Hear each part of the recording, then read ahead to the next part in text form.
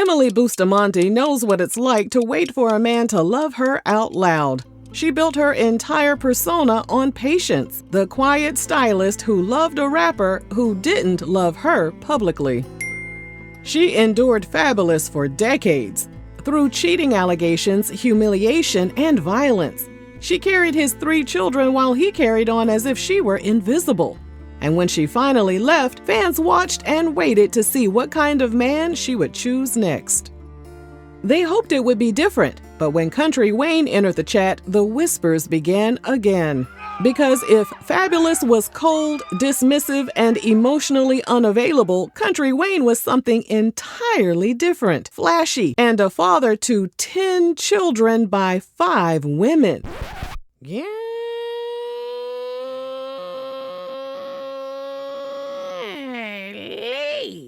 To most people, it looked like a downgrade, a different flavor of the same chaos. A woman who had just escaped years of emotional neglect was stepping into a situation already bursting with entanglements. And yet, she did it anyway. But why? Well, as usual, the answer lies beneath the surface. But before we jump into today's video, don't forget to scoop up something to munch on at rrgsnacks.com, our online concession stand that has an assortment of Applewood smoked bacon jerky, freeze-dried goodies, and butter toffee peanuts. Emily, who was a mom of 1 at the time, met Fabolous in 2002 at his New York album promotion party. He got her number and they started chatting as friends. Eventually, things got more serious. Emily told Vibe magazine that he asked Emily, her daughter, and their Yorkie to relocate from Virginia to New York so they could all be together under one roof, and Emily agreed.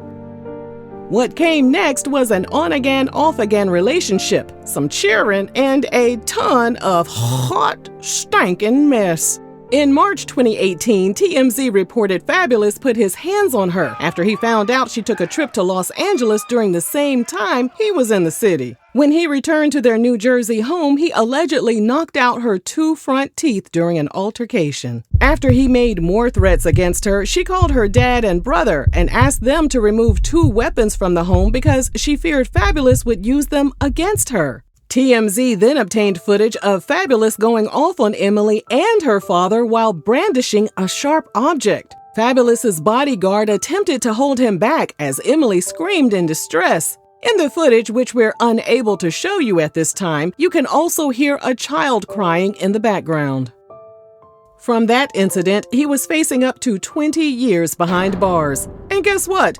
Emily stood by his side through it all. There were also allegations that they had tied the knot, but that turned out to be just a rumor. Court documents described a disturbing altercation involving threats, physical intimidation, and a deeply chaotic home environment. And yet, after all that, she continued to wear a ring on her ring finger and continued to pose for family photos. For years, she appeared unable to fully separate from the man who had humiliated and hurt her in front of the world. He took a plea deal to avoid jail time, and 2.5 years after the incident, Emily welcomed their 3rd child.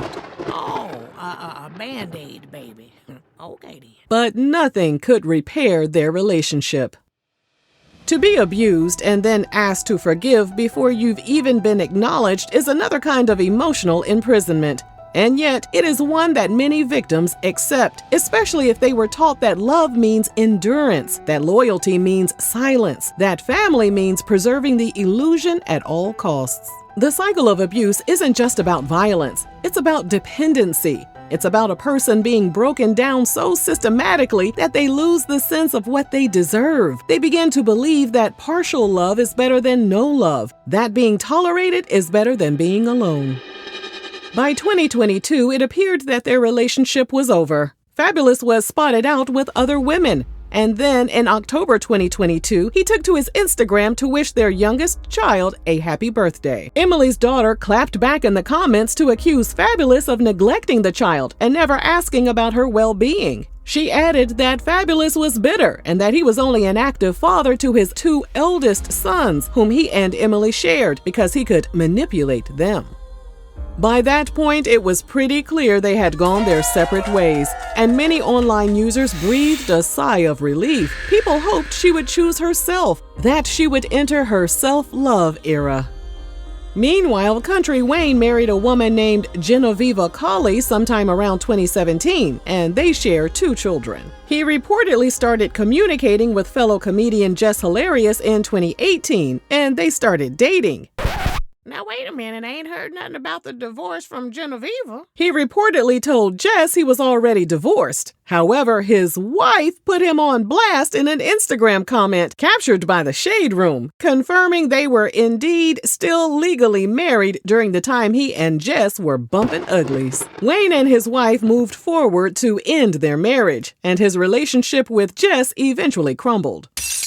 So a man who juggled multiple relationships, careers, comedy, religion, and baby mama drama with a smile on his face appeared to be just the man Emily was looking for. And why is that? Well, the psychology of repetition compulsion offers a clue. This concept describes a person's unconscious drive to repeat old emotional injuries in new relationships in an attempt to resolve them. The mind seeks out familiar dynamics, even painful ones, because it wants to master the pain, to make it end differently, to finally win the love it was denied.